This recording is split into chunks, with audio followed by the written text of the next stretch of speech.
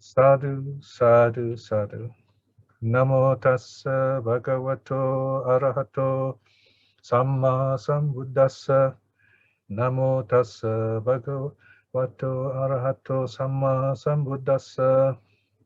Namo tassa bhagavato arahato sammā sambuddhassa. Buddhaṃ saranang gacchāmi. Dhammang saranang gacchāmi. Sanghang saranang gacchāmi. Dutiyampi buddhaṃ saranang gacchāmi.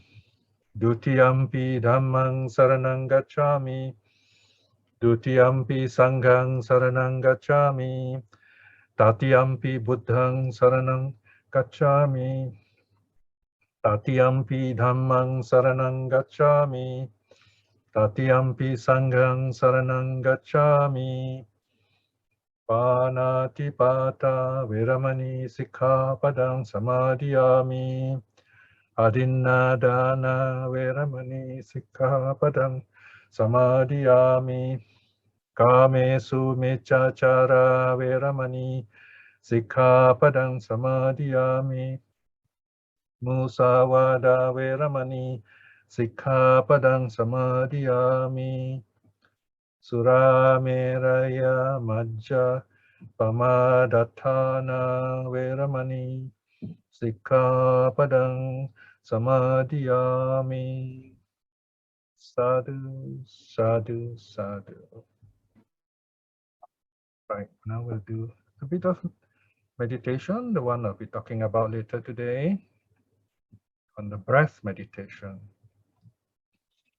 As always, before starting to meditate, check your posture. Right? First thing, make sure your sitting is ready. If it is cold and windy, windows closed. On a sunny day, you can sit outside in a safe place. So sit upright. In fact, we'll be looking at instructions later from the suttas on how to sit. Basically, sit upright, relax in a balanced way. Hands together, palms together, or on your laps.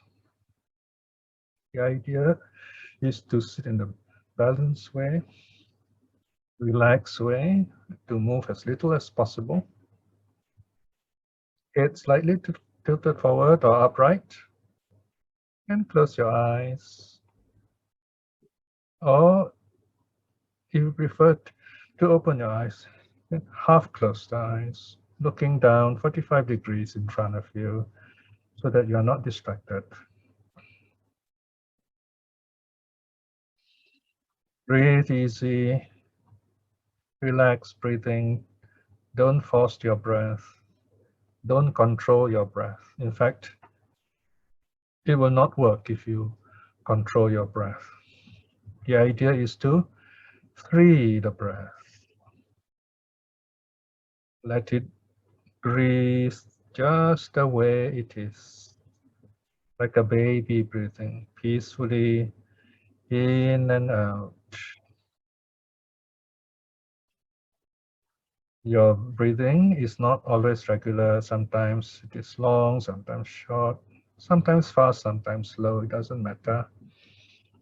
As you focus in your meditation, your breathing will slow down, become more relaxed. In fact, your breathing will switch from being the body to become the mind. That's why we watch the breath, because the breath can change. The breath is change, impermanence. Now, to help you push away distractions, in the first stage, we count. It's called counting. This stage is optional. If you like it, it works for you, use it. If not, you can go straight into the second stage. So in the first stage, count your breaths. Breathe in, breathe out. 1. Smile. In, out, 2. Smile. In, out, 3. Smile. In, out, 4. Smile. In, out, 5. Smile. 1 to 5, 1 to 5. If you like, you can count up to 10. 1 to 10, 1 to 10. Or any number between 1 and 10. Just choose one number and stay with it.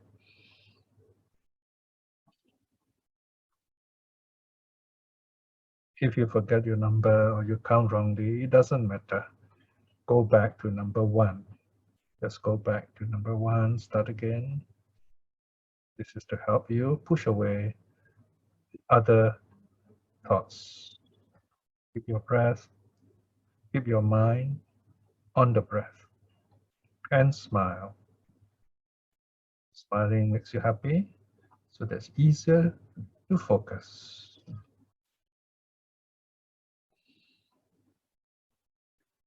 Feel the smiling, feel the joy.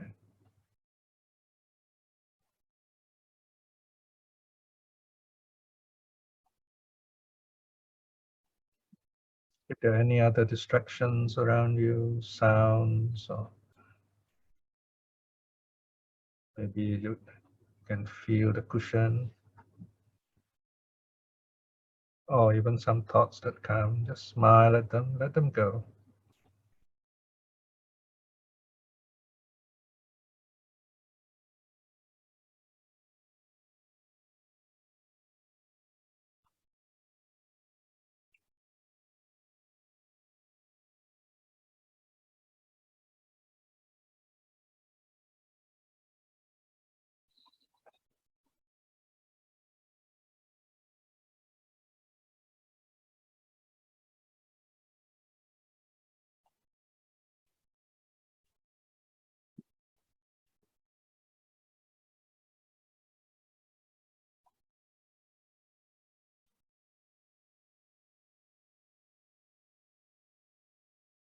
And once you feel peaceful enough, you may notice the counting is getting loud. That means it has served its purpose. You can switch to the second stage. It is the in-out stage. When your breath has come in, note it as in. When the breath has gone out, note it as out. In, out, smile. In, out, smile.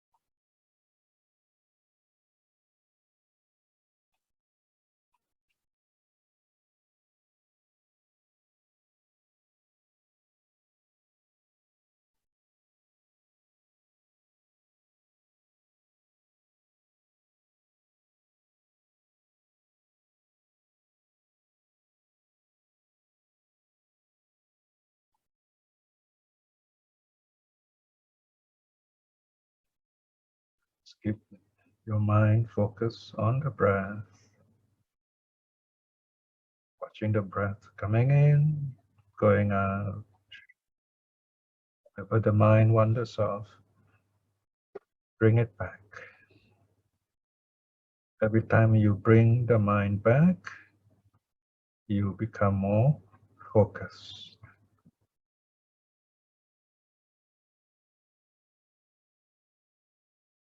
Sometimes you may notice lots of thoughts, or you begin to hear, you become very sensitive to sounds. You think you are hearing lots of sounds, distant sounds, and so on. It just shows your senses are becoming more sensitive. When we sit and meditate, we are bringing in all our senses, or another way of saying it, we are closing the five sense doors: eye, ear, nose, tongue, body. So you begin to sense the senses on your body, on yourself, more in a more fine, more refined way, more sensitive way. It shows you are beginning to meditate.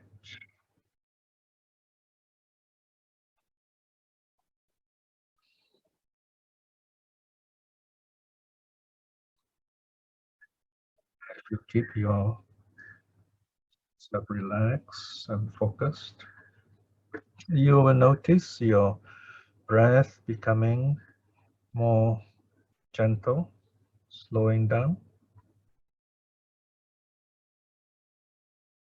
You may notice the space between the breath becoming longer.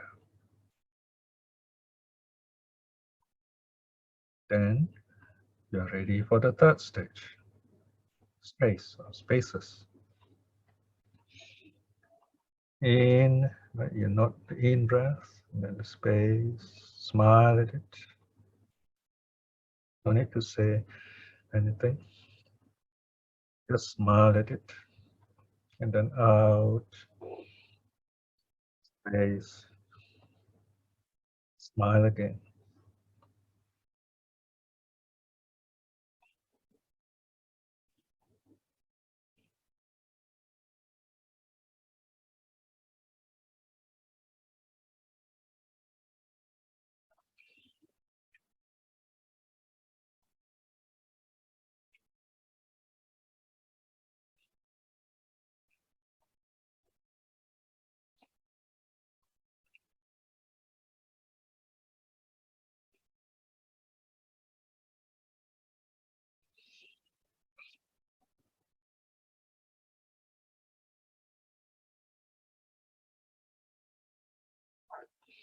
Sometimes the space can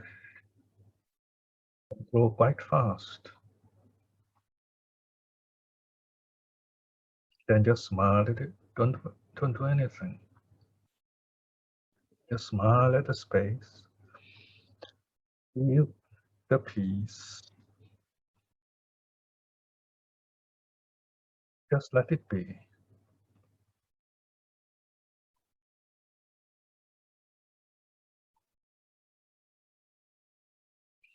One of the signs that you're doing it right is that you don't feel the body anymore.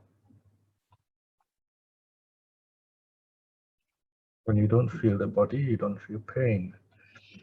And you can sit longer. Let it happen naturally. You cannot force it.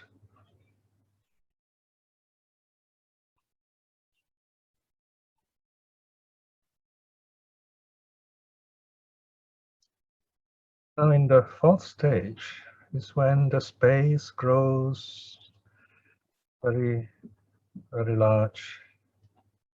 You feel this space very, very peaceful.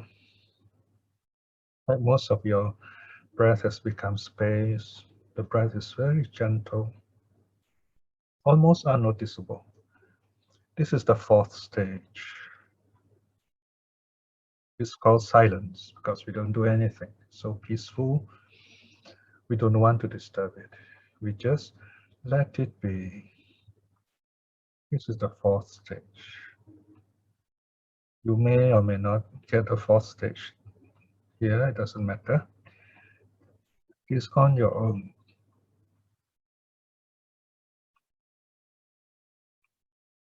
Stage 3 and 4 happens by itself. You cannot force it. Work on stage 1, stage 2.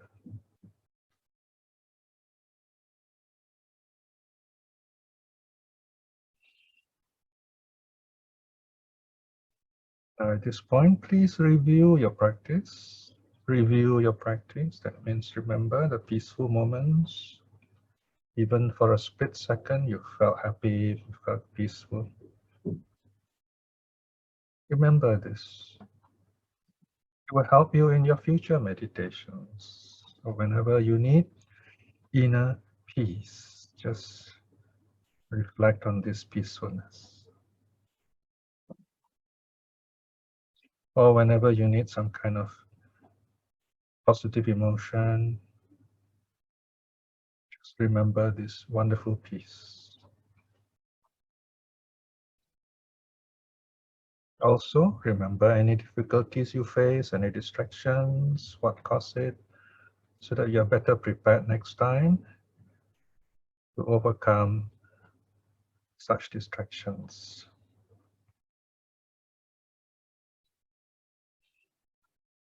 Review your practice.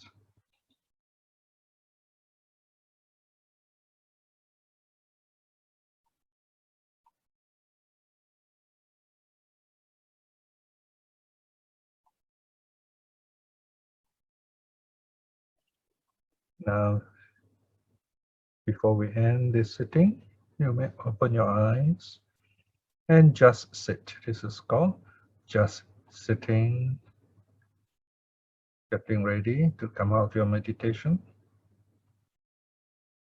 We begin our meditation slowly, gently. We end our meditation also slowly, gently.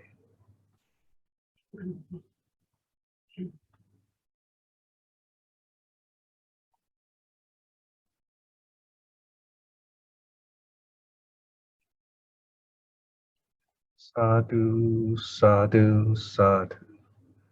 Right, very good. Let us now go on with our study. We now go on to the 10th lesson in our study on the training on the path, or training for the path, how to practice, how to understand the Noble Eightfold Path. We have finished quite many of the steps. Now we go on to what is called concentration. Let's have an overview first, especially of people who are newcomers, also to refresh the theory, because we always assume that we remember, but the thing is we forget, right? And very often going back to the roots, going back to the basic, often gives us a refreshed look and kind of re-energize us. So when you look at the path, it starts with one here with right view. You need to look at the situation correctly, properly, in a focused way in order to do it right. So in theory, when you begin your study, right view is very important. That is why we minimize thinking, we focus our understanding of the teaching. Simple is beautiful, in other words. And then number two, right intention is very important when you study Buddhism, when you meditate, when you practice. In other words, the whole idea of becoming a Buddhist is to be free from suffering. That sounds a bit trite, but when you start defining what does this mean, then you find it is actually very meaningful. Suffering here means we are still growing. We have this potential of becoming better. The Buddha keeps telling us there is something more to do. Don't stop here. Keep moving on. Don't stop growing. That's the meaning. That's what suffering means. So this right intention is very important in the sense that we want to grow, right? So whatever you are now, whatever you think you are, it's all right. It's just temporary. You go on from there. You continue from there. So this is number two. Then we go on to the next section on moral training. You see on the right, there is number 3, 3, 4, 5. These have to do with our body. Right? Notice at the top of the pyramid, although it's put number 3, meaning here in practice is the goal, but in theory, it's also the starting point. You have to have this proper understanding of what you how you should look at Buddhism, how you should look at the Dhamma, what is your intention in practicing the Dhamma, and then you direct your body and speech in that direction. So you can see now at the bottom of the pyramid, you have 3, 4, 5. This has to do with your body and speech, meaning moral training.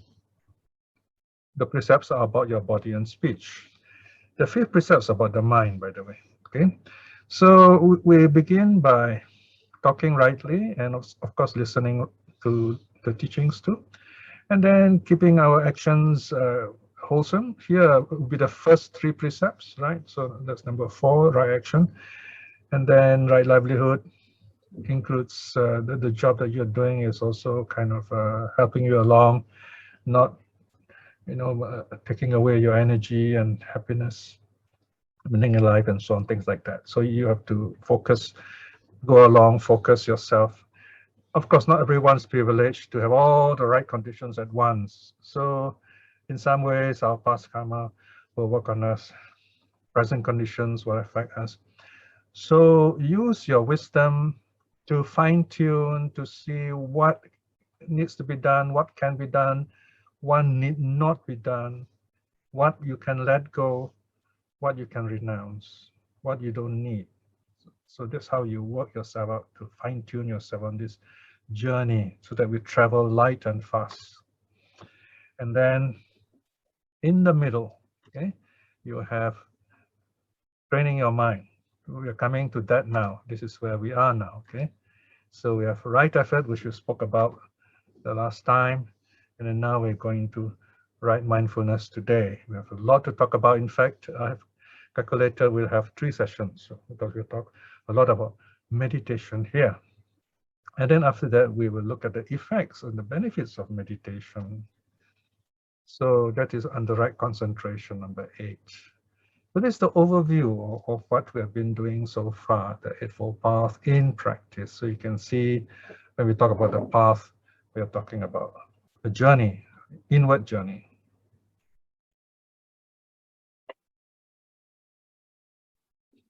So now let's focus on right mindfulness itself, sammā sati.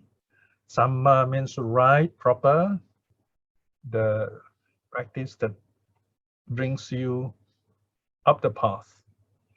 And actual practice is called anupassana, contemplation.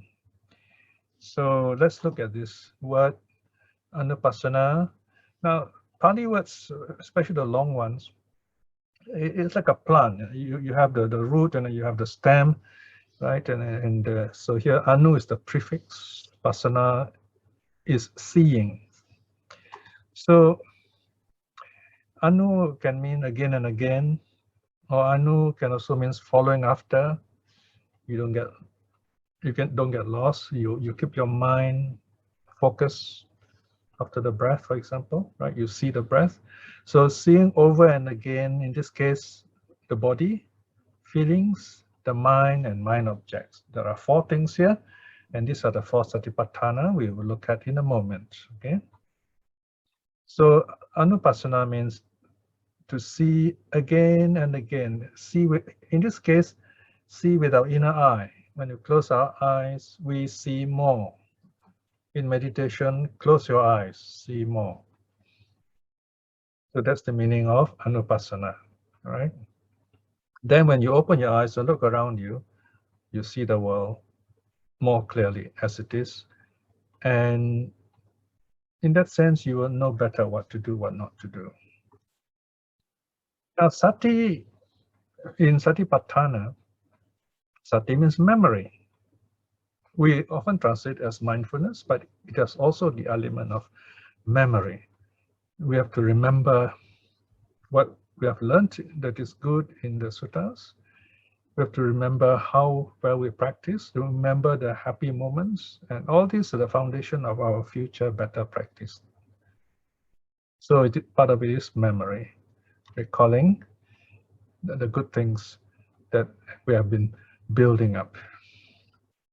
So there are these 4 things that work together, and they're so important that We have a special term for them. They're called Satipaṭṭhāna. You can see in brackets here, Satipaṭṭhāna, and there is this apostrophe. That means there's a vowel missing there. We'll come to this in a moment. And there are 4 of these focuses on mindfulness. Chattu Satipaṭṭhāna. There are various translations. You can say focuses of mindfulness, establishment of mindfulness, foundation of mindfulness, right? So choose your favorite word. Important thing is remember the word is Satipaṭṭhāna. Now, where do we get this teaching from? The main sutta is this one, M10, Satipaṭṭhāna Sutta. And I have translated this completely with lots of notes. In fact, there are 3 parts. 13.3 is only the sutta, Satipaṭṭhāna Sutta by itself, with notes, translation with notes. Because when you translate, you need to, get information about the Pali and then some kind of explanation for the terms in the sutta. And we put them normally in the introduction and the footnotes. In this case, there's so much to talk about in meditation that even the introduction and the footnotes are not enough. So we have a special section. I will tell you about it in a moment. Now, there are 2 suttas. Satipaṭṭhāna is so important that it is also put in Digha Nikaya. Okay. Now, Digha Nikaya, I notice we don't hear much about this during sutta studies because they're very long. Digha Nikaya, very long suttas. They're more to impress the public, to show beginners, outsiders, that Buddhism has a lot to offer. So very often these suttas in the Digha Nikaya, they are like stories, like amazing, dramatic movies. No? So Maha Satipaṭṭhāna is, Maha means great, grand, big, okay? It is a grand version of the Satipaṭṭhāna Sutta. So the thing about Mahasatipaṭṭhāna is actually there are 2 parts. Later on, I'll tell you what are the 2 parts. So there's a lot to read in this Mahasatipaṭṭhāna. It's enough for you to focus on M10, that is the Majjhima Nikaya, middle length teachings, Satipaṭṭhāna Sutta. Everything is there for you to practice. And this is the sutta I'll be focusing on when I talk today. And this is found in SD 13.3. Now, SD 13, volume 13 is all about Satipaṭṭhāna Sutta, these 2, okay? Satipaṭṭhāna and Mahasatipaṭṭhāna. I put in Mahasatipaṭṭhāna just for those who are curious, but this, if you want to practice, go for M10, Satipaṭṭhāna Sutta, SD 13.3. Now, this is only the translation of the sutta. You want the details of the notes. For example, what is sati? What is Satipaṭṭhāna? What is meant by fully knowing, sampajanya? Okay, you look in the number 3 here in the introduction. So this is a file by itself. Notice it is SD 13.1. So this is actually the introductory notes. It's very long. It has become a section by itself, a chapter by itself. So you only need 13.1 and 13.3 for your self-study. So if you have been doing lots of practice yourself, you may be wondering, what have I experienced? What is this? What is this called? You get a vocabulary by looking at the sutta, and you get a better understanding of what is going on in your mind. And in fact, you begin to put them together more bigger picture. They begin to make more sense by reading the introduction. So these are the materials for the practitioner. If you don't practice, reading this can be quite difficult, right? So this is meant for the practitioner. So here we are, Satipaṭṭhāna. There is apostrophe, that means there's a vowel missing. That vowel is U, right? In Pali, we pronounce a bit like in Spanish, in Latin, U. We don't say you. Yeah, you can say you if you like, but don't forget the sound. The value is U, Upaṭhāna. Okay, Sati dash Upaṭhāna, Sati plus Upaṭhāna. And Sati means mindfulness, Upaṭhāna means stabilizing, establishment, focus, and so on. So here we are. You can see sati, and then upatthana is broken up is resolved as upa. Upa is very similar to like English up close, near. Okay, thana, in Sanskrit is sthana. So, and in Malay, thana means ground. So in thana here also means ground in the sense of foundation.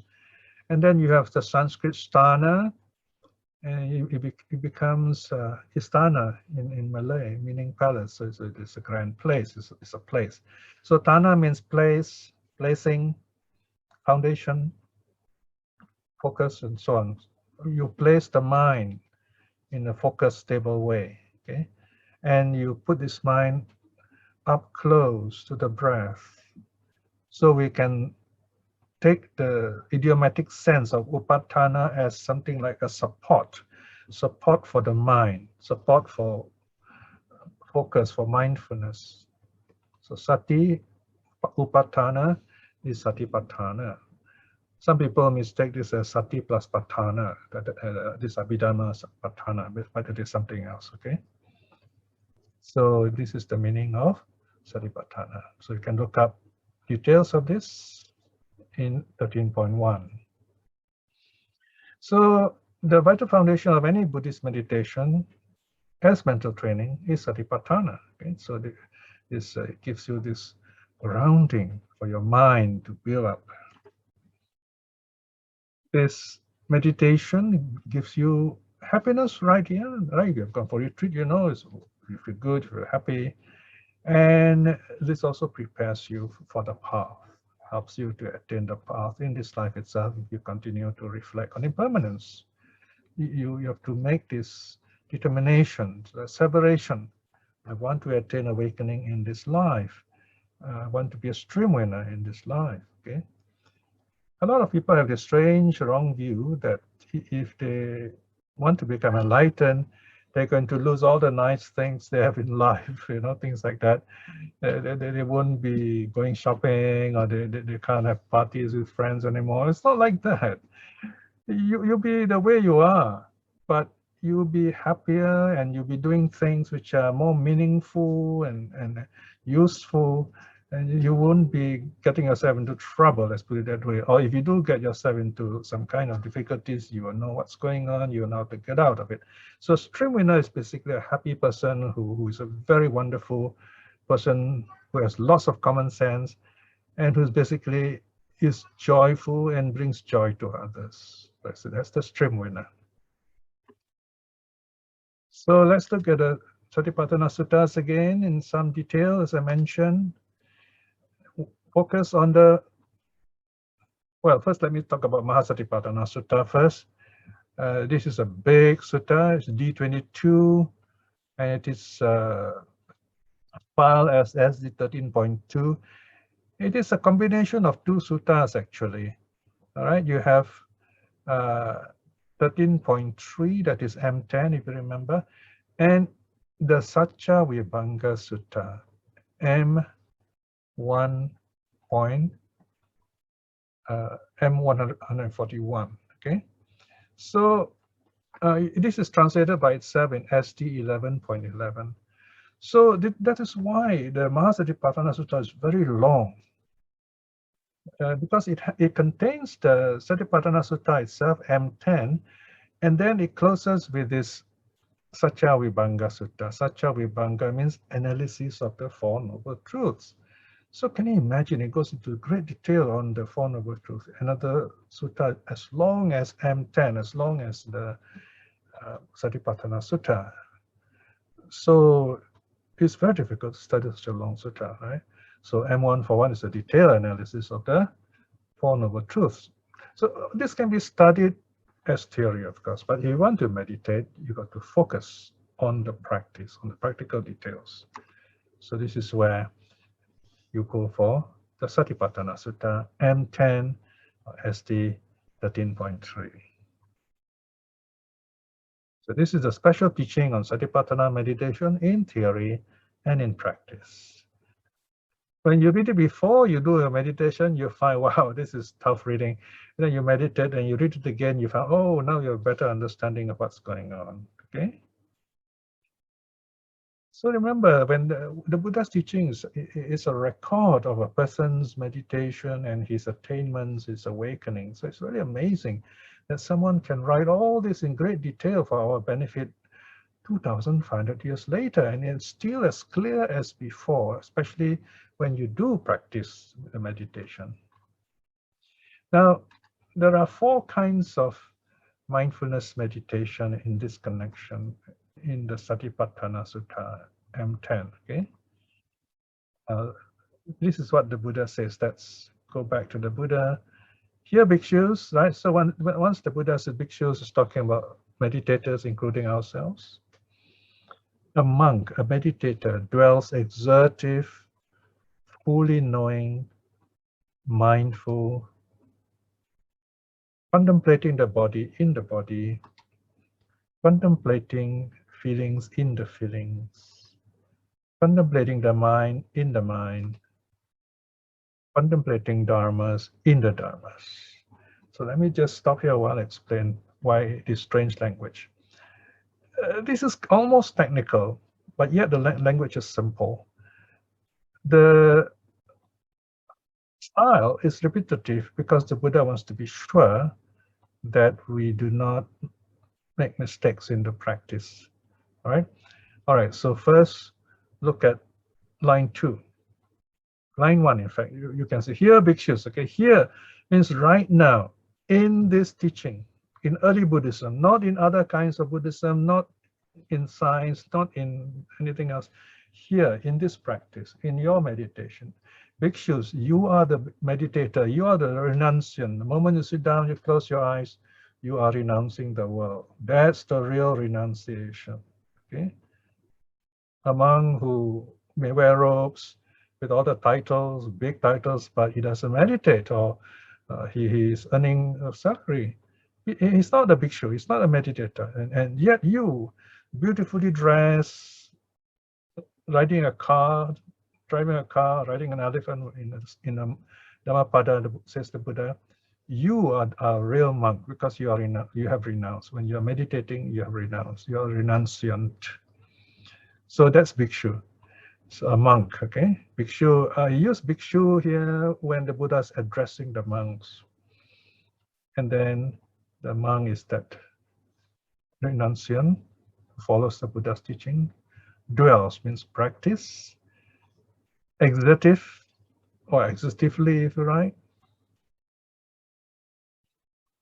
Here, exertive, atapi in Pali, refers to the faculty of effort. He makes effort, okay?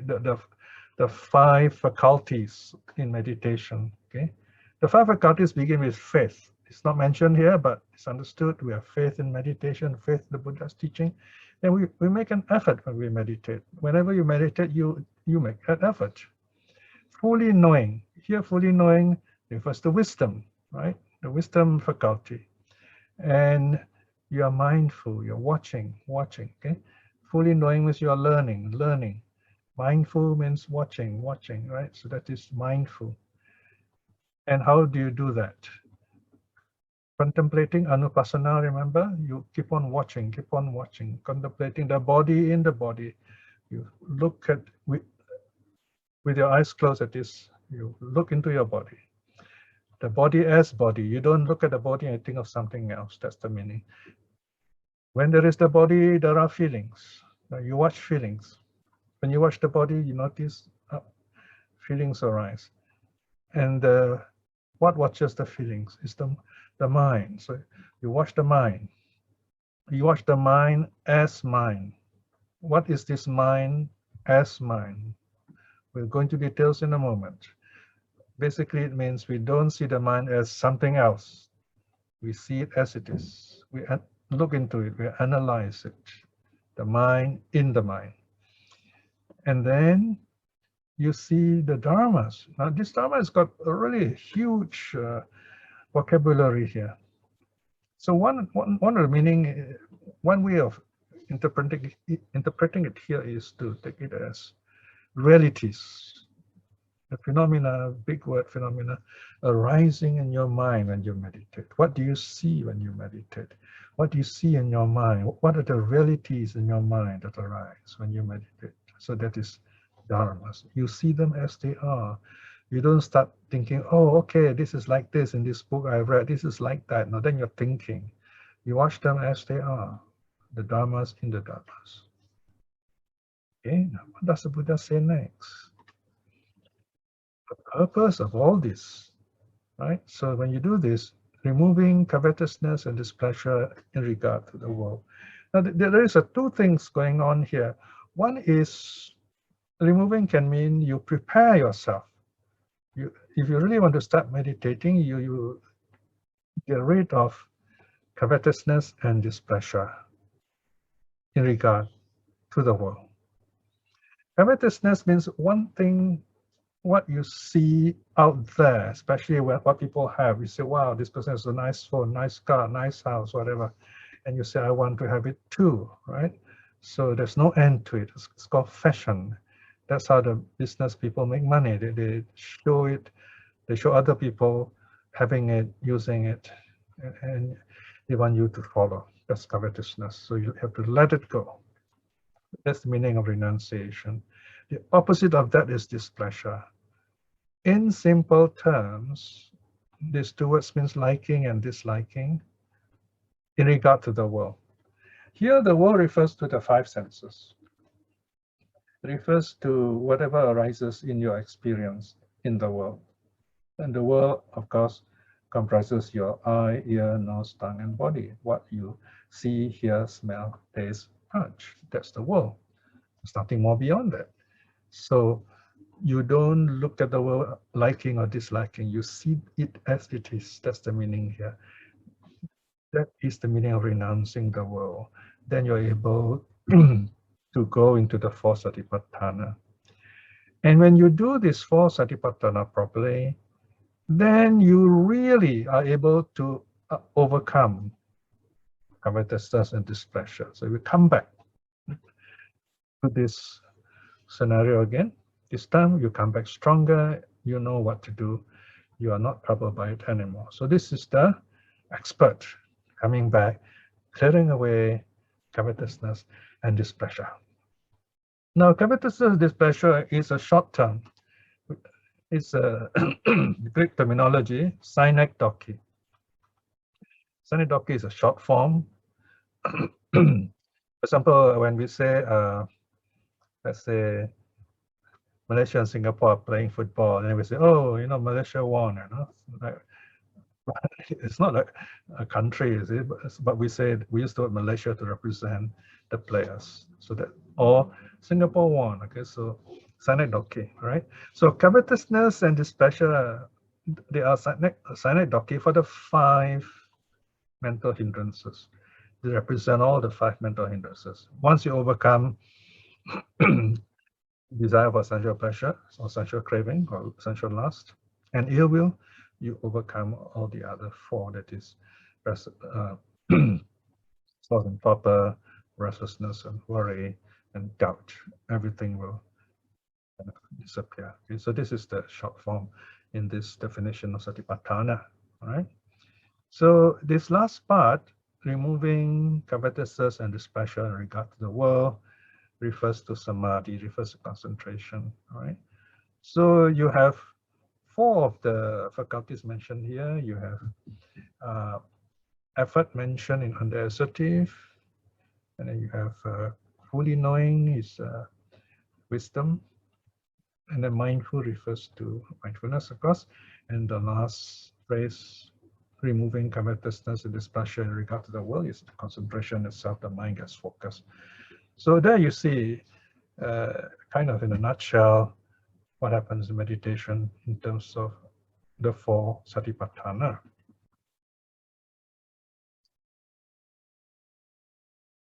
So now let's look a bit more closely still.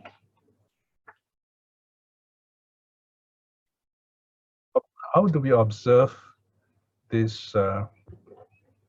How does mindfulness observe? What does it observe? It observes physical and mental phenomena simple language, we observe body and mind.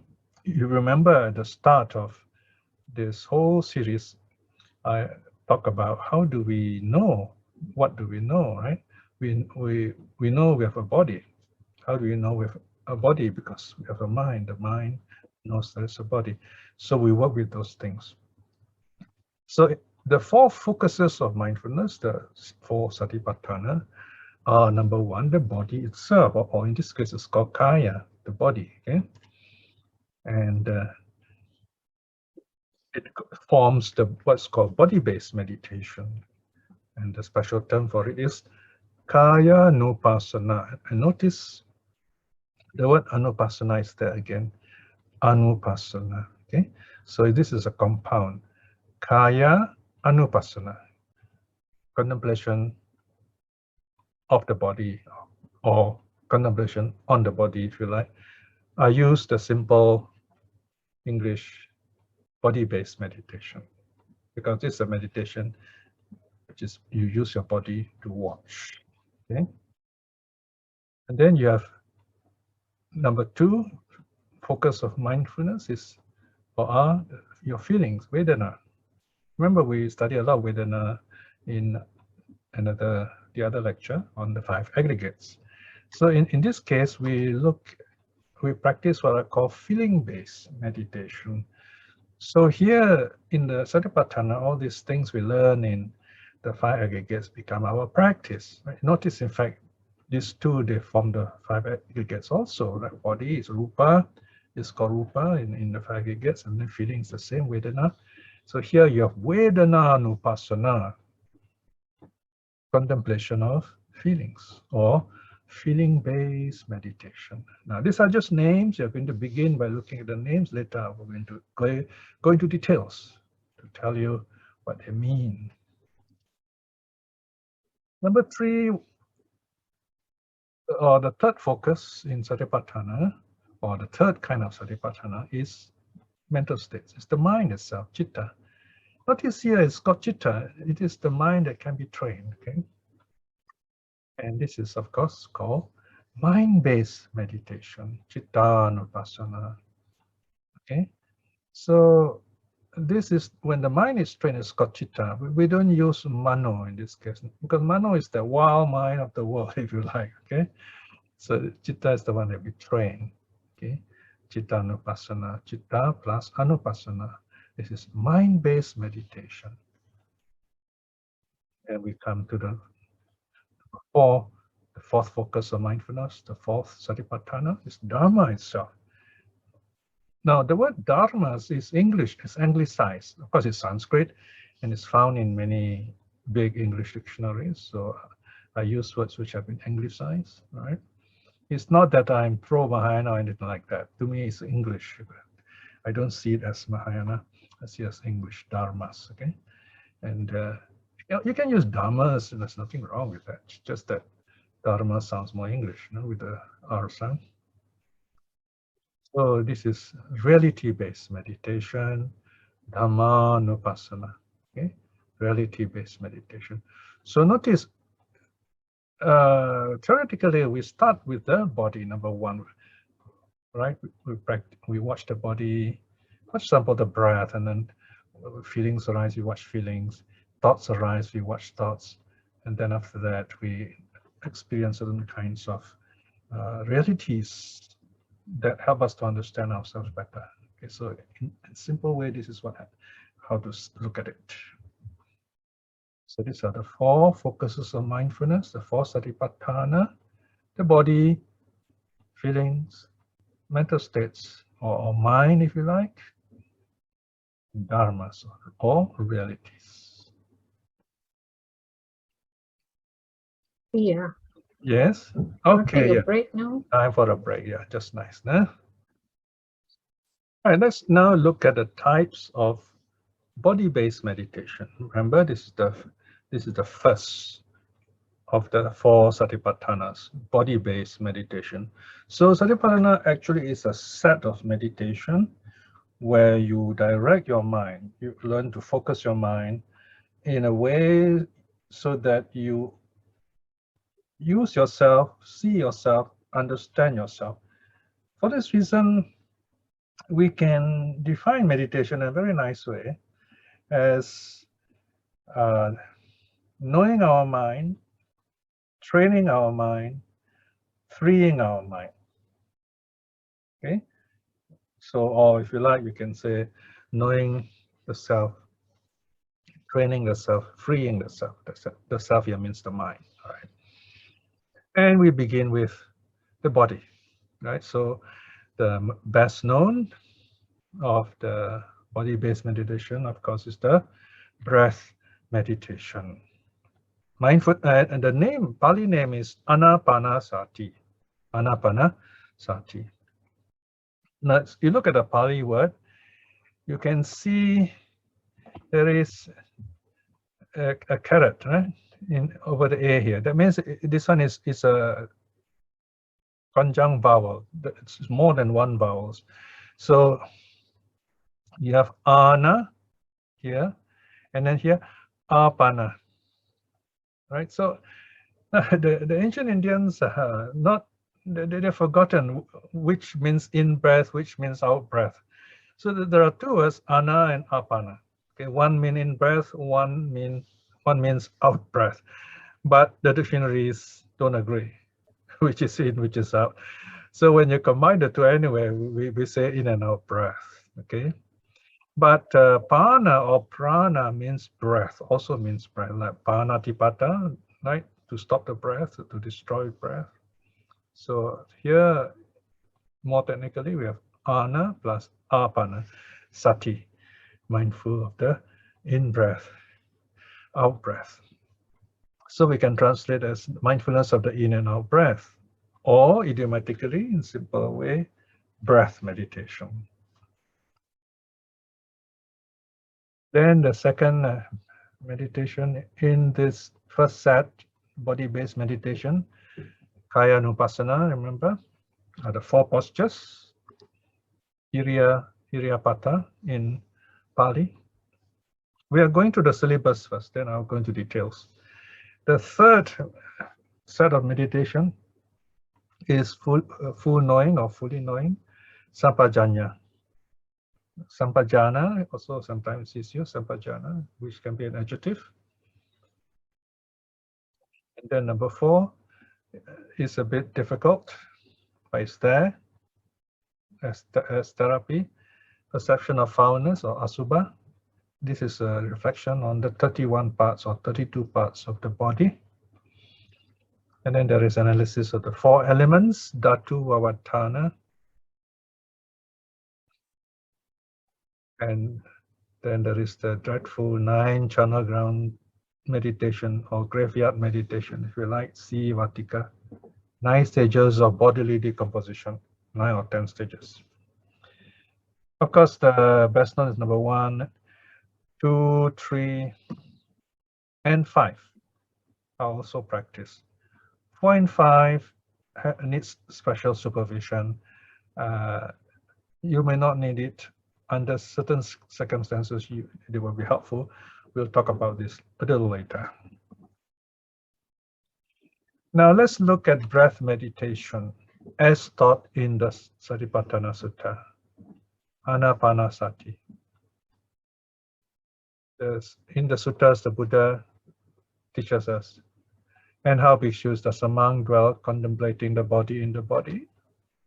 Here, bhikshus, a monk who has gone to the forest or to the foot of a tree or to an empty house. Okay, so these are some of the ideal or conducive places for meditation. Forests, okay. In the Buddha's time, the forest is the opposite of the urban area. Okay, the forests are very peaceful, they are beautiful, but can be very cold at night during certain seasons. During the hot season, of course, it's very nice to be in the forest. So the forest, open air, is a very good place for meditation. If you have a garden or there are some gardens, and it's good to respect. You see people meditating, don't go near them, and you know, make noise, things like that. And usually we sit under a tree for safety. Trees have this very nice feeling about them, especially big old trees. they've been there for so long, and you have this wonderful sense of peace when you go near them. And or to an empty place, any kind of quiet empty place. Of course, usually it's in the forest, so it can be anywhere. In this case, it can be in your house. The idea is away from the crowd, where you can be yourself, at peace with yourself. So it's not just in a house, in a building. Okay, it can be anywhere that is safe, peaceful, quiet. And the best meditation, the breath meditation, is the best of them. Is done sitting down, and then you cross your legs. The idea of crossing your legs is balance, so that you sit in a balanced way. If you have difficulty crossing your legs, you can sit on the chair, comfortable chair with your feet comfortably on the ground, so the chair should not be too high or too low. So you just sit there, you can place your feet on the ground, and you can sit very comfortably on the chair. And keep your body upright for the health of your spine, and so that you don't move too much and you are very comfortable. If you do fall asleep, it's all right, because you're tired, you need rest. Okay, and then when you wake up, you continue with your practice. Some people even wonder which direction is the best. Well, if you have a choice, sitting facing the east is a good way, especially if you're doing it at night, you're meditating at the night. Sit facing the east. Why? Because it can be cold at night. Then then in the morning, the sun rises in the east, and then the sun will bathe you with its warm light. The Buddha often does that for that reason. So the reason is practical reason, nothing to do with feng shui or any kind of superstition. Okay. And of course, if you are sitting in the open, you're doing meditation outside, you will sit away from the wind, of course. Right. So if the wind is blowing, you will sit behind the tree, and the wind comes from behind it. You won't feel so cold. Right. So you adjust yourself accordingly. And the purpose is to establish mindfulness fully before yourself. This is the way the meditators, the Buddha talks. He says, establish mindfulness before yourself. That means you can see it, it's there. You don't lose it, right? Establish mindfulness before. So it's not on the lip or it's not on the nose. It means in the mind. Before yourself means in the mind. Here you can see this very nice picture of this young monk sitting under a cloth. It is an umbrella. Actually, it's a mosquito net, and it's got some kettle for boiling water and so on, right? So you can see these monks are practicing meditating, and this is wonderful to see. These are the real traditional monks, right? And they're not those urban monks with titles and so on. They're the real practitioners. So here the Buddha says, mindfully he breathes in, mindfully he breathes out. Okay, so this is the summary. Now, what does this mean? All right, so let's look into some details. So now what's interesting about the Satipaṭṭhāna Sutta, it mentions the first 4 stages of breath meditation. There is another sutta called Anapanasati Sutta, quite a long sutta in the Majjhima Nikaya. There you have 16 stages of breath meditation. But in our practice as beginners, we do the first 4, and that is enough to begin with. Now, the Satipaṭṭhāna Sutta, M10, in its section on breath meditation, gives 4 instructions. Number 1, breathing in long, he understands. I breathe in long. All right, here, of course, you don't have to say exactly the words here. This is just a sutta translation to guide you for instruction. You can say just long breath, or mentally you say long, right? You know it is a long breath. You're aware of it. Or breathing out long, he understands. I breathe out long. Notice that this first pair, the keyword here is long breath. Okay, you'll see the significance in a moment, at least my understanding of the set of 4 instructions in a moment. Number 2, breathing in short. He understands, I breathe in short. So you're aware of the breath itself, short breath. Or breathing out short. He understands, I breathe out short. So long breath, short breath. Now we won't know the real significance until we see the next 2 steps. He trains himself thus, I shall breathe in, experiencing the whole body. Now, in the sutta, he only says the whole body. Now, there's a problem here. You see, we have the celebrity teachers and monks who think that they can, since they're famous, they can just edit what they like, and everybody will say, ooh, when they listen to them. But you got to check the suttas. You got to check in terms of real practice. What does it mean? The whole body here is not your physical body. How do you breathe with the whole physical body? Your toes and your knees don't breathe, you see, right? So if you look carefully in the commentaries, in the practice, it's the whole body of breath. In fact, when we look at the context of the teaching, that is the meaning. In practice also, you see this, more of this in a while. He trains himself thus, I shall breathe out, experiencing the whole body of breath. When you come to stage 4, he trains himself thus, I shall breathe in, calming the bodily formations. Again here, only bodily formations mentioned. Here I have put in what is called the amplification to help you understand what does bodily formation mean. The body formation of breathing. Here that means in the early stages, you see your breath as a bodily formation, as part of your body. So it is still in, out. There is activity going on. Okay, that's the practical meaning of it. Okay. He trains himself thus, I shall breathe out, coming the bodily formation. So breathe in, breathe out. Each pair you have in, out, in, out, in, out.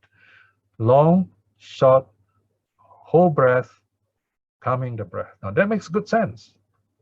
Now if you say long breath, short breath, whole body, this whole physical body, and then calming the breath, it sounds a little odd, right? Okay, now let me go into more details into these 4 stages, first 4 steps of breath meditation.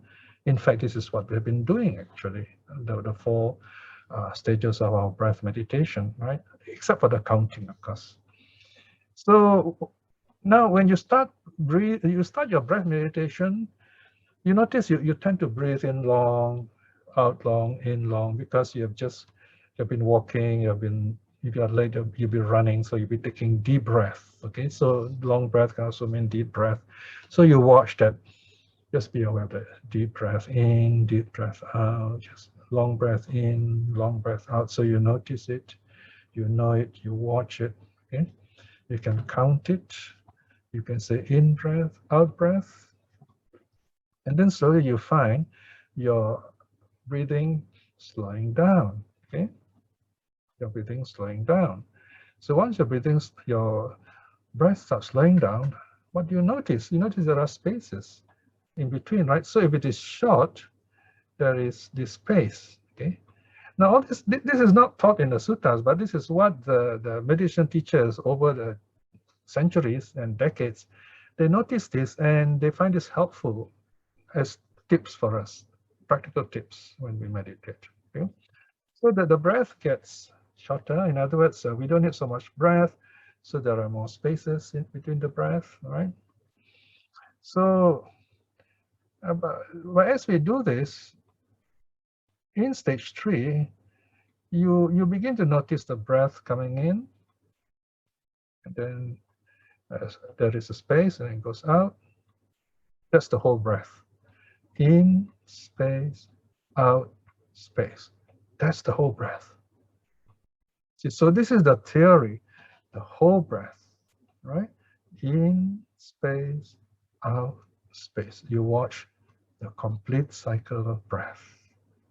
Now, how do you watch the whole body? According to some of those celebrity teachers, celebrity monks, you'll be you lose your concentration when you do that, right?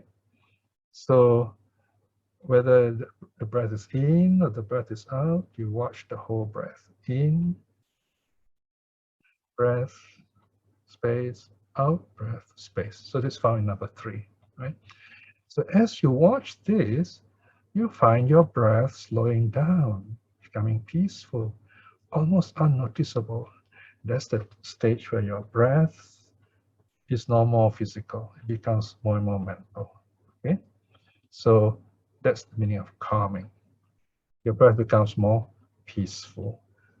It's less of a physical phenomenon. It's less of a bodily activity. It's now more of a mental activity. You have gone deeper into your meditation. So this is the 4 stages you've been learning, and this is the reflection. All right. So there you are. Breathing in long, he understands I breathe in long. Or breathing out long, he understands I breathe out long. Or breathing in short, he understands I breathe in short. Or breathing out short, he understands I breathe out short. He trains himself thus, I shall breathe in, experiencing the whole body of breath. He trains himself thus, I shall breathe out, experiencing the whole body of breath. He trains himself thus, I shall breathe in, calming the bodily formation. He trains himself thus, I shall breathe out, calming the bodily formations. And there's something interesting here. Some of you who are observant may say, that's interesting, but it seems that stage 1 and 2 is something that you just understand, you don't do anything, right? Here, understands needs effort. You have to watch. You have to watch it. You must not lose your focus. You must bring your mind back every time you lose focus. That's the meaning of directed meditation.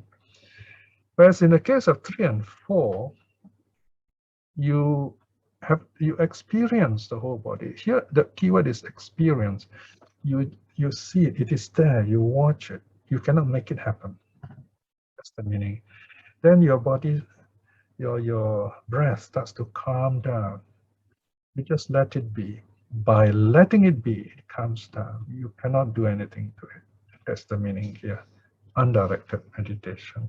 That's one way of putting it in practice. Now then there is a parable, there is a simile, how the mind is directed. Here the Buddha says, just as a skillful turner here means a carpenter who uses a spinning wheel and then he cuts into this piece of wood to make a nice pattern. Just as a skilled turner or his apprentice, when making a long turn, he understands that he's making a long turn. In other words, the sharp needle making a long cut. Or making a short turn, he understands he's making a short turn, right? So just a bit of cut there. So too, the meditator knows what's going on, okay? So too, a monk notices all these things, yeah? The short breath in, long breath in, long breath out, short breath in, short breath out. So that's the meaning here. Now, we have come to the second practice of second Satipaṭṭhāna, the four postures, Iriyapata. Here, in other words, especially when you're on retreat or you're doing your meditation, you're going to the toilet, right? So you'll be walking. So when you're walking, you know you're walking mindfully. So here you pay yourself walking, okay? In practice, your mind should be on the foot as the foot presses the ground. So that's one way of being aware what's happening when you're walking, all right? Now the Pali word is gacchāmīti, all right? Notice here the E, the letter I has got a caret again. That means there is gacchāmi plus iti, okay? Iti means close quote, close quote. Gacchami means I walk, all right? Now notice Pali is very flexible, right? So although we translate as I walk, it's a kind of infinitive, you can translate as a continuous, as walking, walking, okay? So when you're walking, you know you're walking. When you're standing, you know you're standing. Titom hiti. Okay? So tito means standing, one who stands, tito. And then a is missing, amha. Amha means I am, and then iti. Iti, that means there's a thought going on in your mind. Amhi, I am standing. Oh, you don't have to say I am standing, you just say standing. Okay, you're aware of that action, standing, standing. And where's your focus? Your focus is on the foot pressing on the ground. Okay, you are aware how your foot is pressing on the ground, and that is also the earth element, by the way, right? So here you can see this quite a Ratna found this beautiful series of pictures of monks doing the walking meditation in a ancient Thai temple in Sukhothai, central Bangkok. I am in central Thailand, north of Bangkok. 3, or while sitting, understand sitting. So when we're sitting, we know we are sitting. Right? You're sitting down, so you feel the pressure of the chair holding you up, right? Nisinom hiti. Nisinom hiti. Nisino, I'm sitting. Amhi iti. Or while lying down or reclining, he understands reclining, lying down. Sayano. Sayano means lying down. Okay. Amhi iti. So be aware as you lie down, which part of your body is touching the bed, the pillow, and so on. Be aware of that. So this is your normal practice outside of your sitting meditation when you close your eyes and look within. Of course, number 3 is when you start doing it or when you come out of your meditation. Now, clear knowing, sambhajanya, or clearly knowing, what is it? Going forward or going backwards, stepping backwards. Clearly knows what he's doing. Right? So this is a walking meditation, movement, action in a more detailed way. Looking forward, looking back. So wherever you're looking, you're aware. Whatever you're doing, in terms of looking, you're aware. You're mindful. Bending, stretching, right? This is like doing Tai Chi, no? But in fact, doing yoga, this is part of, you practice this. Like as I mentioned in a number of my reflections recently, when I do my senior yoga, it helps me to be aware whether I'm mindful or not. When carrying his upper rope, outer rope, and bow, clearly knows what he's doing. So here, even when we're changing our clothes, we are aware of it. You can feel the touch of the cloth on our skin and so on.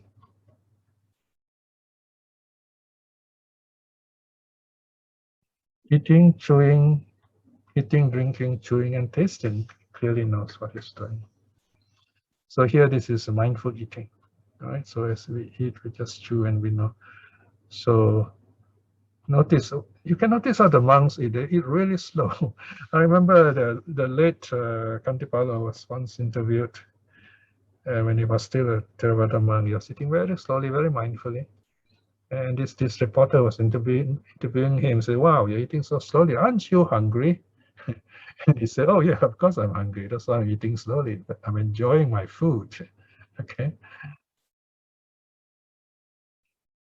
And in the toilet also, voiding and peeing, you're mindful, right? So there's no action which is not part of your meditation, basically. Yeah. Walking, standing, sitting. Okay, now this one is again, we have done this before, so this is just making the list complete. Walking, standing, sitting, you clearly know what you're doing. And this one is a tricky part. Being asleep, being awake, he clearly knows what he's doing.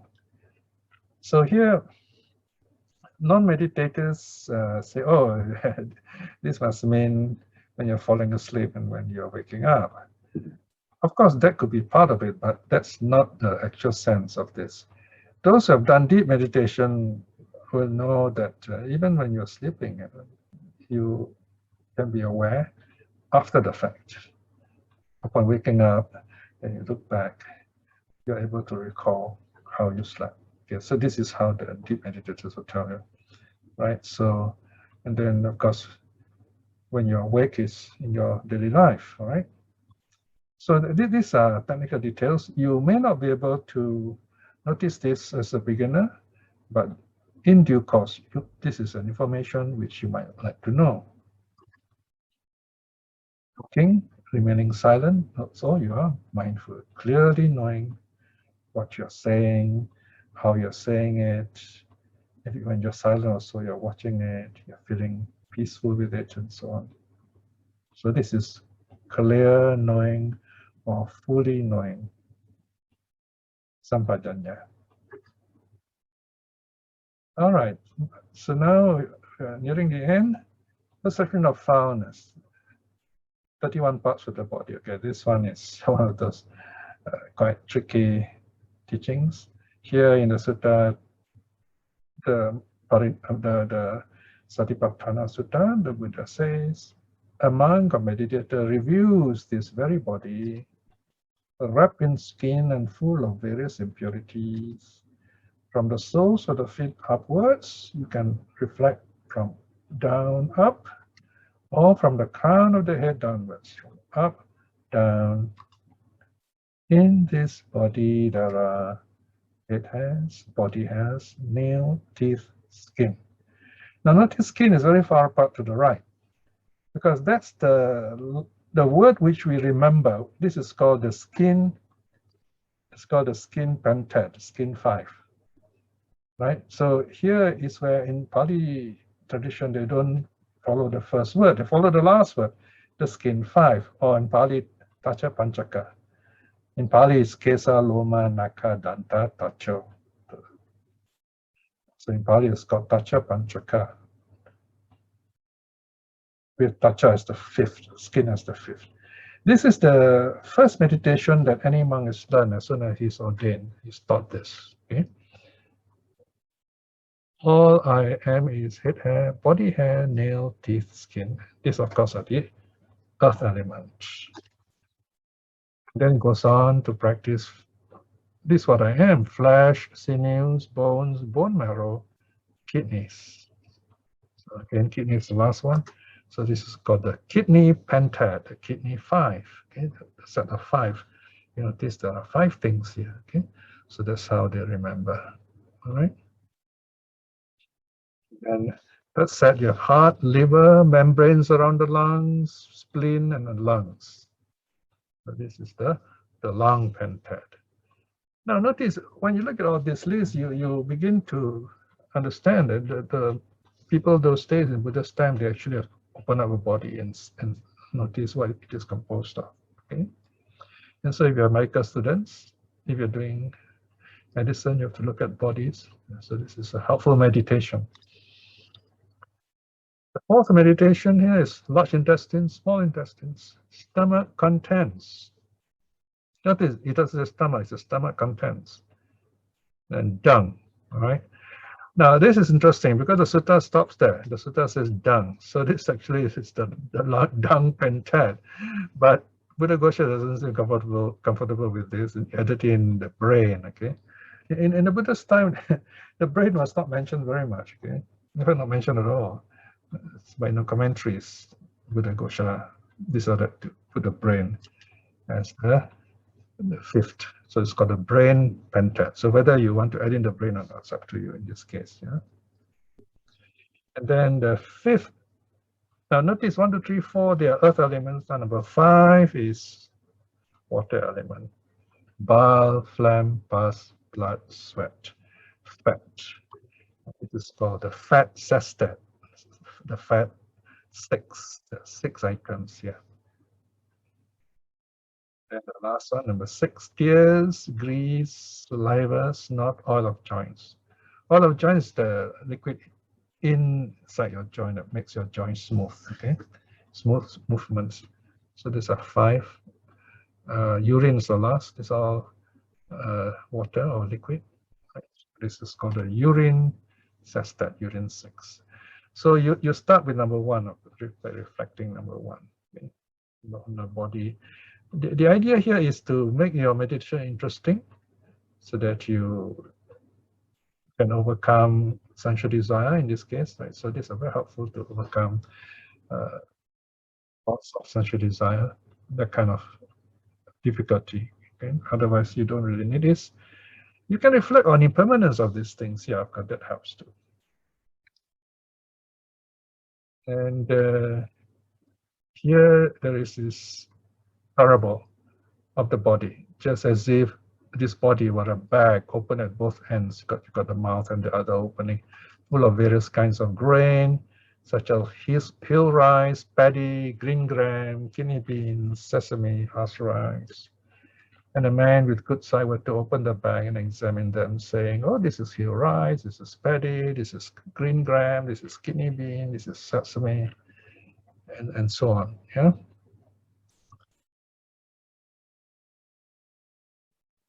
So too, this is the meditator looks at the body from head to toe, or toe to head.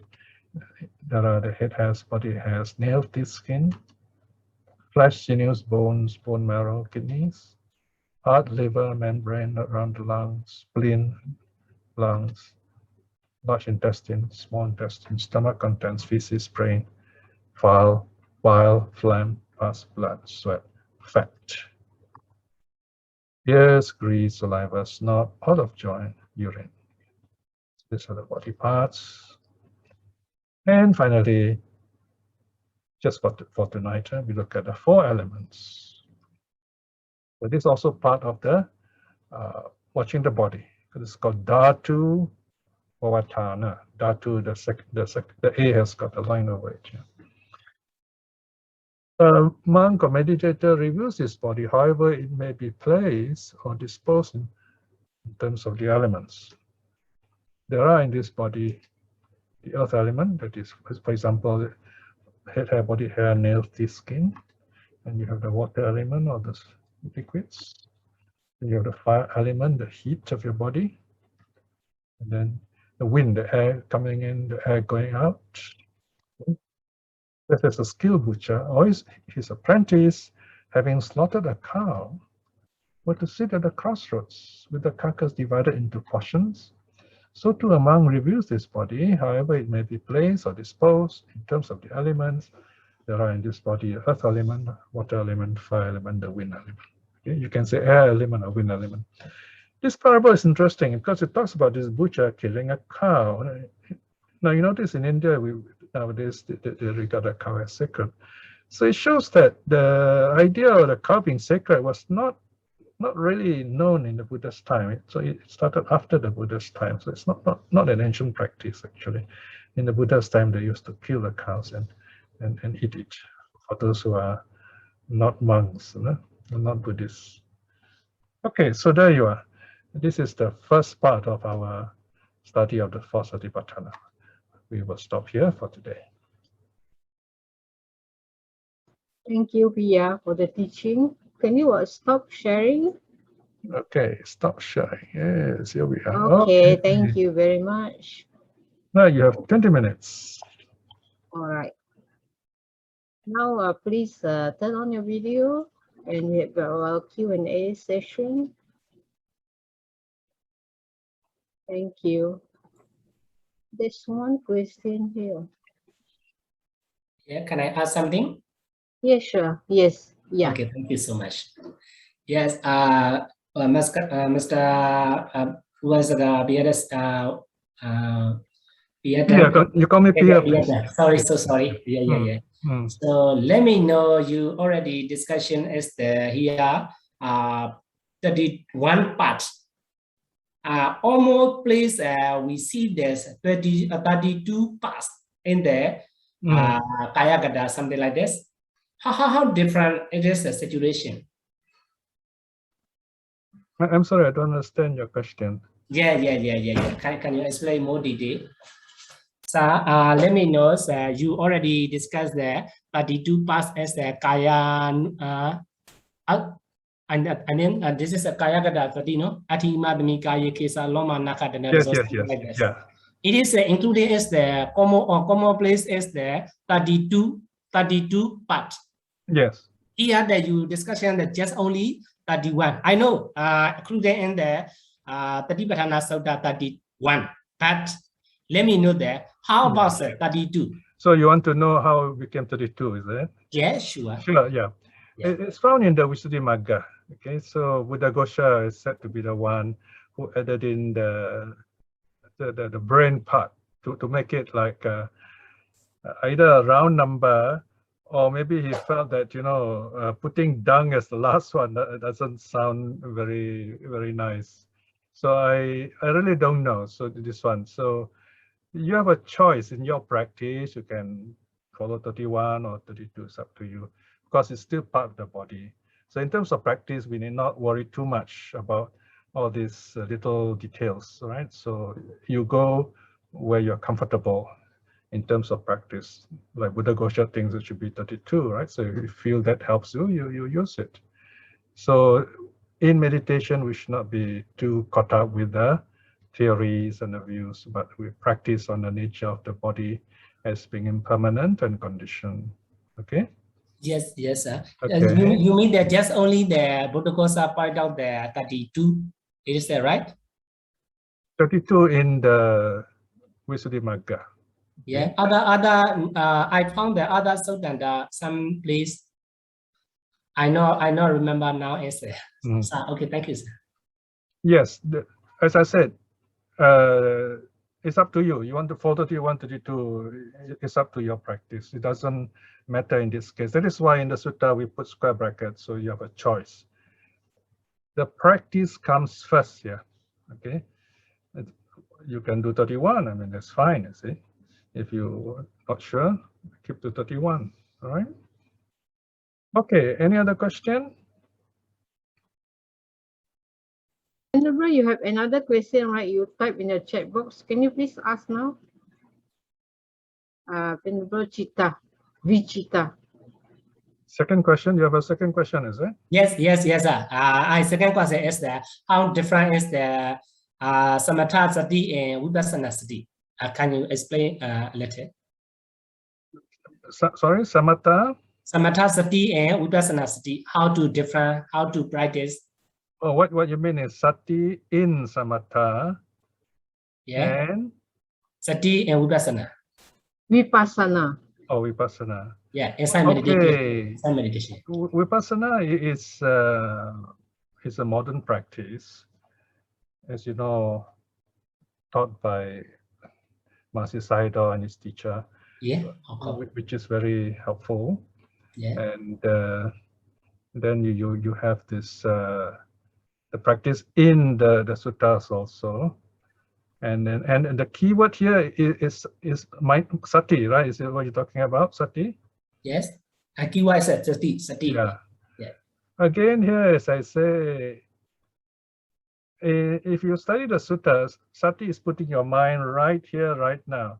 So it makes no difference.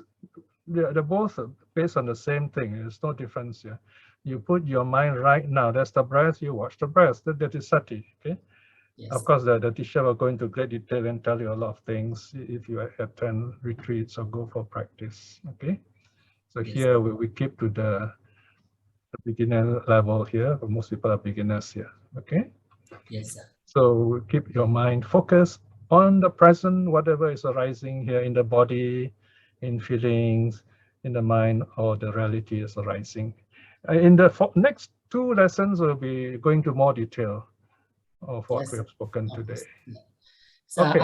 I understand is that according to Pa'ao Sayadaw, he explained is that this concept of the Satipaṭṭhāna Sutta. He pointed out the two way, samatha and vipassana. Yes. It is a two way. Also like that, Mahasi Sayadaw pointed out that this is just only vipassana. I think there is I confused as the like this one, sati and samatha or vipassana? What is the difference? Something like this. Okay, I have been. Thank you. Yes, thank you. Okay. All right. Any other question? Unmute yourself, Ratna. Sorry, Sister Gexil, please unmute yourself. She raised her hand. Yeah, thank you, Brother Piya. Mm-hmm. I just want to clarify, did you say that the 32 parts of the body, the classification is by, I mean, in the commentary Visuddhimagga and not from the sutta? Correct, yeah. Sutta only 31. There's a bit of numerology here, you know, I mean, I'm going a bit out of the suttas here. It's more like folk Buddhism, if you like, numerology. You see, we talk about 31 planes of existence, right? And that is samsara, suffering. Whereas the 32, number 32 is nirvana. You know, that is a blessing. Okay, so it's something to do with numbers also, but that borders on superstition, so don't take it too seriously. You see what I mean? These numbers. Sorry, Brother Piya. Yeah. I missed the earlier part. I think my connection was unstable. I didn't hear your answer. 31 is also the number of the planes in samsara. Planes of existence. Yeah, the planes of existence, samsara. So that is suffering, in other words. Whereas plane number 32, plane inverted commas, okay, nirvana is not actually a plane. Number 32, let's just say number 32, nirvana, is the way out. So 32 is the lucky number. We're talking about playing numbers here. So this is, as I say, it's a bit of folk Buddhism, okay? So it's just a comment I like to make in case some of you who are interested in numbers, numerology. But 32 is only found in the commentaries. Like I said, if you look up that section in M10, in the Satipaṭṭhāna Sutta translation, in the 13.3, you look at the footnote and then you look at the introduction 13.1, the details are given there, where the 32 are located, Buddha Ghosha said what, and so on, everything is given in technical details there. Okay? So don't forget. Yeah. Go on. My question is actually about the groupings of the Panchat and Sestat. Because I remember at one time it was from some Thai Buddhist friend. You know, they were asking us to remember the parts in order. But I was thinking, I mean, as someone in the medical field, we kind of group them for easier remembrance. You know, maybe from head. So I did ask this question that, you know, I mean, do we have to be like so rigid that we have to go in order in this part, or we can just remember all the parts and then do that? So I thought that was for easier.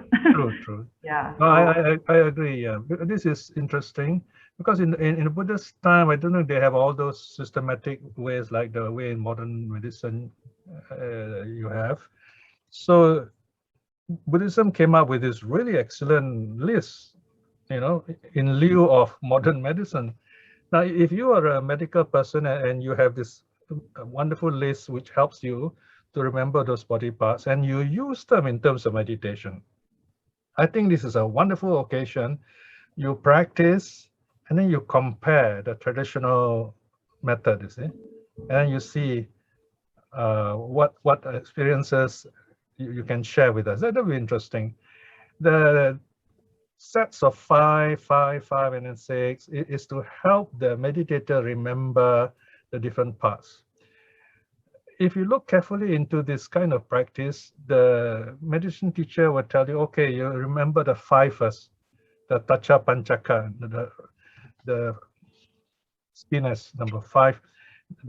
When someone becomes a monk, that's the first meditation he has to learn. So he memorized that one first, backwards, forwards, and then backwards and forwards. He must know that perfectly. So in his mind, it's very clear. Once he remembers that, and then he goes on to the second set, like that. So this is for the monastic. But since you're a lay person, you're medically trained, you have another system which you're already familiar with, and it helps you to meditate on it. Use it. And then see how does it, do you get the same effect, right? So and learn from there. Because the truth It's not just in the list. The truth is in the actual experience of noting and impermanence. So that's a very interesting remark you made there. Okay. So the Buddha's teaching is in that kind of experience, not in the list. Okay, next question, please. Okay, thank you. Sister Lin, could you please unmute yourself to ask question? Yes, brother. I wanted to ask, number one, can you please elaborate a little more about stream winning experience in daily life we were talking about earlier? Then second question, can you also please explain a little about the medicine Buddha? Is it the same? Can we talk? Can we mention medicine Buddha in the same breath as Kuan Yin teaching as well, or Kuan Yin? Okay. What's your thought for that? Thank you. All right. So let me answer the first one first. Stream winning, right? You're Yes. asking about how do we experience stream winning in daily life? Well, we don't experience daily life because it's something you have to aspire to and you attain. The idea of stream winning is to overcome, number one, the idea of identifying with your body, right? We don't identify this is my body, I own this body, I can do what I like, things like that. We don't have that kind of idea. We understand this body to be changing, impermanent, conditioned, uncertain. We're not attached to this body, right? Having understood that, we know that we also have a mind, and it is this mind that understands all this, and whatever issues, whatever problems we have arise in our own mind. Now, if the problem arises in our own mind, it is very logical and correct that we cannot look for answers outside, right? I mean, I'm worrying. So how can I go to a tree and pray and say, oh, please get rid of my worries, you know? You got to understand where this worry came from, deal with it. So this is called self-reliance. The problem starts within you. You have to understand how you think. You've got to work it there. So this is the second principle of self-reliance. Problems start within us. We need to deal with it inside us. We cannot look for answers outside. That will be superstition. Okay, so this is the second principle in stream winning. Yeah? The third one is about not doubting your abilities to see the truth. Because if you doubt, you can't see the truth. I mean, how else can you see the truth if you do not see it for yourself? Self-reliance again. So these three principles, letting go of self-identity. Number two, not looking for answers outside of yourself through rituals, through vows. Number three, not doubting yourself to do this. Because if you doubt, then you will depend on another teacher, someone else. You see the Buddha as a figure out there. You don't look as an effort within you, you see? So these three are called fetters. They tie you down in samsara. If you can, you understand these three, you overcome these three, then you become a stream winner. Sorry, brother, you were saying do not doubt yourself. Can you please elaborate on do not doubt yourself? And sorry, another comment is, so you're saying that it is a lifestyle, like it's a lifestyle, it's a mental attitude towards life. Oh, definitely, it's a right mental attitude. If we doubt ourselves, then nothing will work. So you got to start with yourself. Make mistakes, find out why you make the mistakes. A lot of people misunderstand the precepts. So they say, oh, precept, you must not break the precept, bad karma, and then that's it, you see. But you must also understand why you break the precepts. When you understand why you break the precepts, then you cut down that bad habit. Understand that is your weakness. Why do I have to do this? How do I prevent this thing from happening?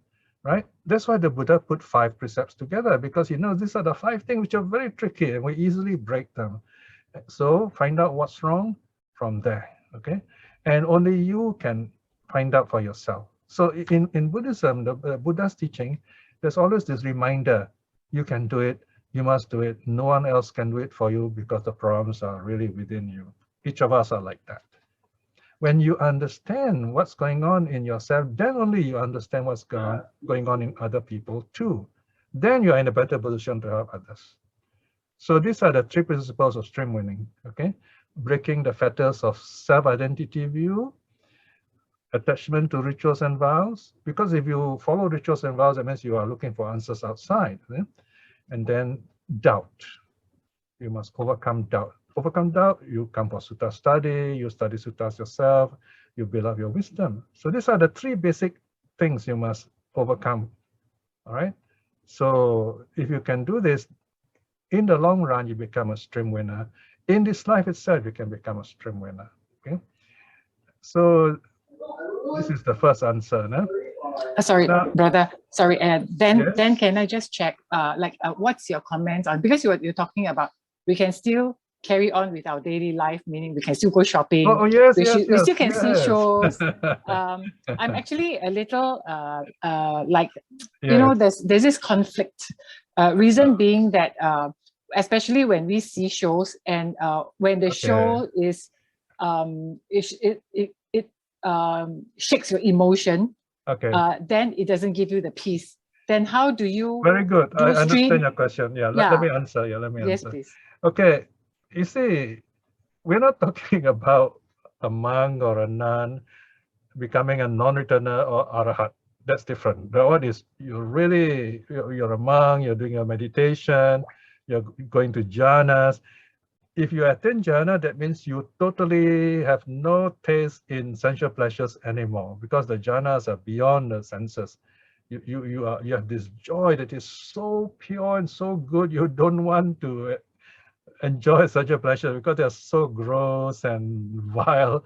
They're not pleasant anymore. See, because you have attained this high level. I mean, it's just like now, when we're adults, you don't play the toys that children play. You know, we say, oh, you go ahead, play with that. And, you know, and you don't want to do that. It's because you have this very refined taste. So that's a higher level, non-returning and arahathood. You see?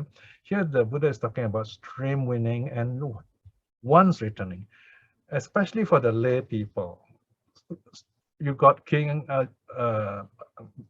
Bimbisara was a stream winner. He was a king. Anathapindika started off as a stream winner. He was a rich man. So there are many of these lay people, you know, in the Buddhist time who were stream winners.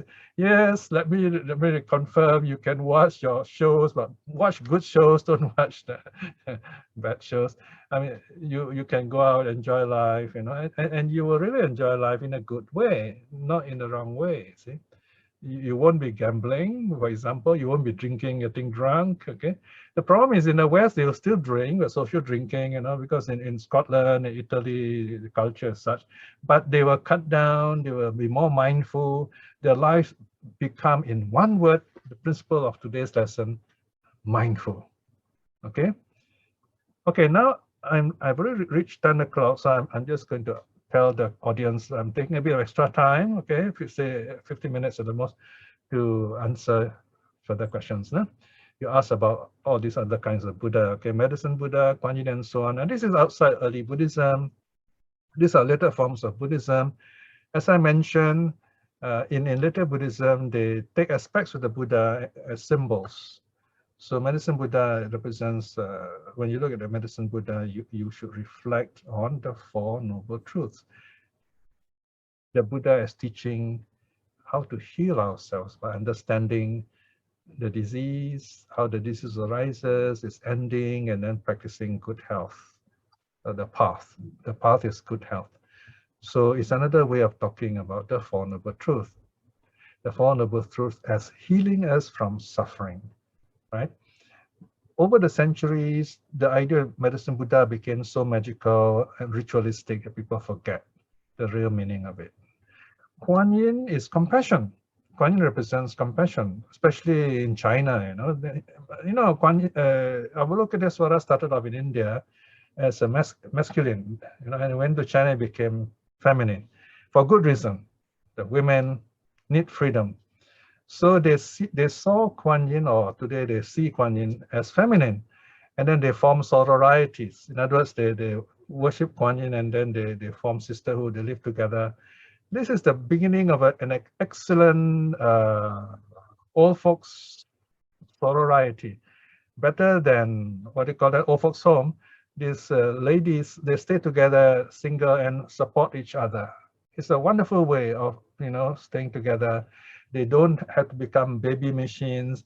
They don't have to become pleasure providers for the men.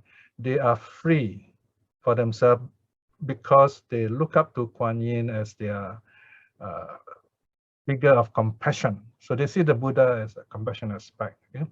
This is the Chinese way of sizing down Buddhism, practically simplifying it so they find some use for it. See? So if you have a need for it, go ahead. But in early Buddhism, we don't have all these teachings. Compassion is there, yes. So we don't promote these things, or we're not against them. I mean, it's a cultural thing. If it helps you, go ahead. See, but if you know how to meditate and your society is such that you can stand up for yourself, that's fine. Okay. So these are choices we make. All right. So like I said, we don't see medicine Buddha and what do you call this, Kuan Yin and so on in early Buddhism. These are later practices. Okay, any other question before we close? Brother, is it disrespectful if we, I wouldn't say anything, but is it disrespectful if we don't pray to them? Oh, especially if we go to the temple. Okay, well, it depends who's talking. You see, I will tell you it's not disrespectful, no problem. You see, but the person who believes in it will say you are disrespectful. So you have difference of opinion. If you are in a temple where you have all these images, there's nothing wrong in putting your palms to them. No, I often make that, and people think it's a mistake. And sometimes it is a mistake. I've told these stories before. Once I was invited to run a retreat for the NUS, and they were running in the Buddhist temple, and this Buddhist temple is right beside a Taoist temple. And then the taxi reached the temple, stopped in front of the Taoist temple. And I got out of the taxi, then I saw this temple. I saw a temple, okay? I did not know, I didn't think Taoist temple or whatever. So when the moment I saw the temple, I put my palms together and bowed down. And then the student who is my chaperone says, I was a monk at that time, he says, Bante, that's a Taoist temple, I said, oh, okay. But I'm not bowing down to the Taoist temple, I said, I'm bowing down to the Buddha. So you can bow to the Kuan Yin, but in your mind you say it's Buddha, you see? So no one can put in your head what you bow to. I mean, it can be whatever image, it doesn't matter, right? So remember, that's the meaning of self-reliance. And that way you respect other people's beliefs without hurting them. And they look at you so peaceful. And the right time, you must tell them, say, no, I don't believe in Kuan Yin. I don't need to believe in Kuan Yin. To me, Kuan Yin is compassion. So it's fine if you see it that way, but I follow early Buddhism. And they might be curious and they ask you. So that's how you gently teach them, basically. Okay? All right. So any other question? There's one last question. Last question, okay. Yeah. From LC, all these various methods of meditation are just for enabling us to be not disturbed by our monkey mind. Myself, I practice vipassana by focusing on my breath, whole breath and out breath by counting 3, 2, 1.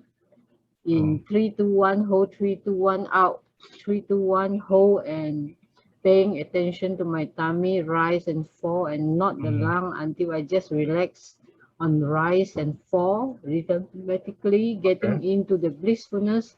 What do you see? Am I doing correctly all my 40 years of practice? Well, if you find it peaceful, go ahead and do it. And then from there, you use that experience to refine it and see how you can fine-tune the peace, the joy, the length of sitting, and then you find yourself growing more confident in your life. So there are many ways of practicing. If you feel good, go on practicing it, build it up, but always look ahead. What else can I learn? What else can I learn? The Buddha keeps saying this uttari, meaning you keep on looking. What else can I learn? Don't stop here. Like today's paper, there was a 70-year-old man I mean, he's about my age, you know. He just earned his university degree. Okay, that's quite amazing at that age, no? You know, I'm not very good in classrooms. You know, I study by myself. I prefer that kind of study. So we all practice Buddhism in our own way, but make sure it's correct. And when you find the peace inside you, use that peace to continue further up the path. Don't stop until you reach at least stream winning. Even then, the Buddha said, don't stop. Go on until you reach arahathood. But that's another story. Don't worry too much about that. Okay. All right. So now I have a question. yes. Piya. Okay, sure.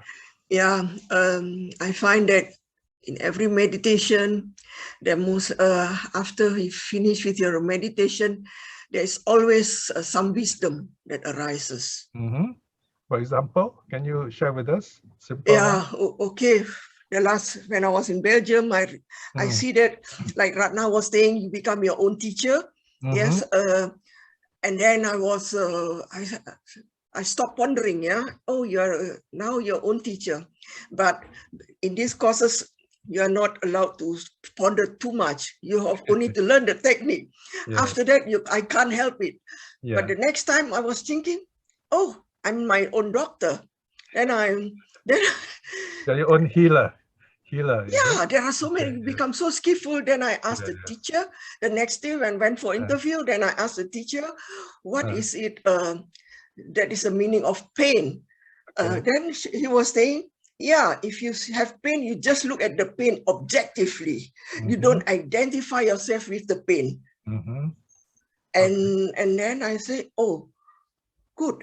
Then I say, because yesterday before I asked this question, I thought, oh, I have so many jobs to become a doctor. Say, yeah, you just like a doctor, like using the stethoscope to look at the pain, but you see it objectively. Okay, that was my question. But that was something I experienced during this mind and matter. That was the wisdom that I found out, was that mind and matter, they are mind and body, they are good friends. The mind cannot work alone without the body. For us, yes. The mind tells the body. For human beings, definitely. For human beings. That's why I say, oh, when I come back, I'm going to ask Brother Piya. That was mine. And then not only a friend, then I put it again. They are true friends. True. You know, you remind me of when I'm doing my work of translating suttas and I reach dinner time, going to the toilet and resting, I think myself, wow, if I'm a deva, I don't have to worry about all these physical limitations. The body limits my work, is it? So I have to respect the body and then stop, you know, rest and so on.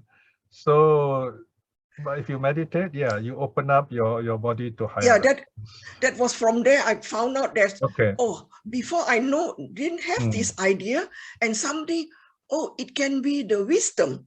Because that during this meditation for arising and falling of the sensation, then once I say, how come suddenly you get rid of the impurities and then you have this wisdom? Yes. Before there was no, suddenly. Very That's good. why I say I must ask Brother Piya when I come there. I only have to learn the technique. No need to ask me. You already know it. Okay. So very good. So time to end today's class. Okay. Very wonderful. Thank you. Yeah. We did a bit of overtime. Thank you for being so patient. And we have next Friday is the Sutta class again. Yes. Yeah. We need to take our snapshots. Yeah. So yeah, videos on. Your videos, please. And your Saturday smile. Okay. Very nice to have you. I like this part where everybody's so happy because you finish a class, and let's have this wonderful memory together. Yes. Okay. Kansin, you have a video camera. Yeah, some people don't have video cameras. Okay. Yes. Okay. 1, 2, 3, smile. Okay, smiling. One more. 1, 2, 3, smile. Okay. Thank you. All right. So now we have a closing salutation. Yeah. Thank you so much. Let me know, what time do you start the next class? We will announce on the Telegram. Telegram, yeah. Yes. Okay, thank you. Yes, Sir. okay. Thank you. All right, let us spend a quiet moment now to close this study. We have gathered together once again, and we have taken a refuge in the Buddha, in the three jewels. We have kept the 5 precepts. Then we have meditated, and then we listen to the Dhamma and also ask questions. These are all wonderful good deeds you have done. Remember this moment of good that you have done. Rejoice in it. By all this wonderful power of your own effort, say to yourself, may I be well, may I be happy, may my loved ones, my teachers be well and happy, my friends be well and happy, even my enemies understand me and begin to respect me. May we become friends. Right. So send your good thoughts now as you think you need to on this wonderful occasion. Most of all, we must remember our gratitude, to show our gratitude to the 3 most important things in our life, to the Buddha, our teacher, to the Dhamma, the teaching that frees us, and to the noble Sangha, who are our good examples. May all beings be well and happy.